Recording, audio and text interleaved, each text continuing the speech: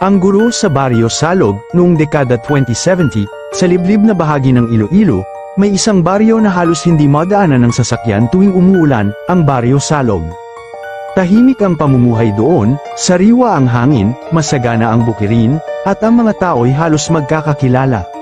Ngunit isang taon, dumating ang isang bagong guro sa pampublikong eskwelahan ng baryo, ang pangalan niya ay Ma'am Clarita. Mahinhin, maganda, maputi at mahaba ang buhok, laging nakabestida ng puti o kulay abo, may malalim ang boses at malamlam ang mga mata, para bang laging pagod o malayo ang iniisip. Wala siyang asawa, wala ring anak, ang tanging kasama lang niya sa inuupahang bahay ay isang matandang babae na hindi lumalabas, na tinatawag lang ng mga bata bilang nanang.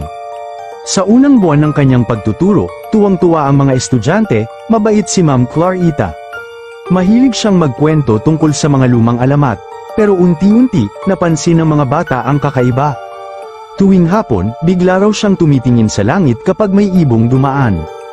Sa klase, minsan ay napapatitig siya sa mga buntis na ina ng estudyante, na para bang may ibang laman sa tingin. Isang araw, isang estudyanteng si Bebeth ang umuwi ng umiiyak, ang sabi niya sa kanyang nanay, habang natutulog raw siya sa silid-aralan, nakita raw niyang nakatingin sa kanya si Ma'am Clarita, at tila lumalabas ang dila nito, mahabat manilaw, parang sa ahas. Pinagalitan lang siya ng ina, sabi ng ina, baka masyado lang siyang nanood ng horror movie. Pero sa gabi, ibang kwento ang sinasabi ng mga magsasaka. Sina Mang Cardo, isang matandang mangingisda, ay nagkukwento na tuwing kabilugan ng buwan, may naririnig siyang malalakas na pakpak. Akala niya noong una, mga paniki lang, pero isang gabi, habang naghahanda siya ng lambat sa tabi ng ilog, may narinig siyang tunog ng pakpak, masyadong malaki para sa paniki, masyadong mabigat para sa ibon. Pagtanaw niya sa langit, may lumilipad, isang babae, walang ibabang katawan, may pakpak ng dambuhalang paniki, at ang ulo nito'y gumagalaw na parang nangangaso. Mabilis siyang nagkubli sa likod ng puno, humawak sa kanyang krusipiho, at nang makalayo ang nilalang, tumakbo siya pauwi, pawis na pawis, nanginginig. Ikinwento niya ito sa kapitan, pero pinagtawanan lang siya, matanda ka na, Mang Cardo, lagnat lang yan. Ngunit kinabukasan, may isa na namang alagang baboy ang natagpuang wala ng laman ang tiyan, tuyo ang dugo. Sa sumunod na linggo, isang buntis na ina ang hindi na umuwi matapos pumunta sa palengke. Ang iniwang anak, umiiyak sa bahay, at ang asawa'y halatang balisa. May mga nakakita raw sa buntis sa kalsada bago magdilim, at pagkatapos noon, parang naglaho na lang siya sa ere. Nagsimula nang magduda ang mga matatanda, lalo na nang may batang lalaki na nagsabing nakita niya si Ma'am Clarita na lumalakad sa tabi ng gubat bandang hating gabi, habang daladala ang isang bote ng itim na likido at may kakaibang sinusuot sa likod, parang may koneksyon sa pakpak. Bisperas ng Semana Santa, napagdesisyonan ni Mang Cardo at ilang matatapang na kabataang lalaki na sundan si Ma'am Clarita.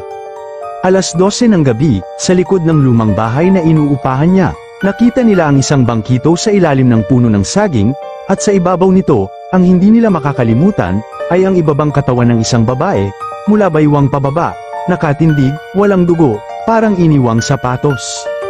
Sa paligid nito, may mga bakas ng langis, dahon ng saging, at pulang sinulid. Agad silang nagbuhos ng asin, bawang, at banal na tubig sa katawan, ipinako ito sa lupa. Habang ginagawa nila ito, isang matinis na sigaw ang narinig mula sa langit, isang sigaw na parang babae pero halong hayop. Maya-maya, mula sa madilim na langit, bumagsak sa bubong ang isang nasusunog na nilalang, lumipad ito palayo, nangingisay, dumadaing, hanggang sa mawala sa paligid. Kinabukasan, wala na si Ma'am Clarita, iniwan niya ang mga gamit, ang matandang kasama ay nawala rin, at ang bahay ay tila pinabayaan.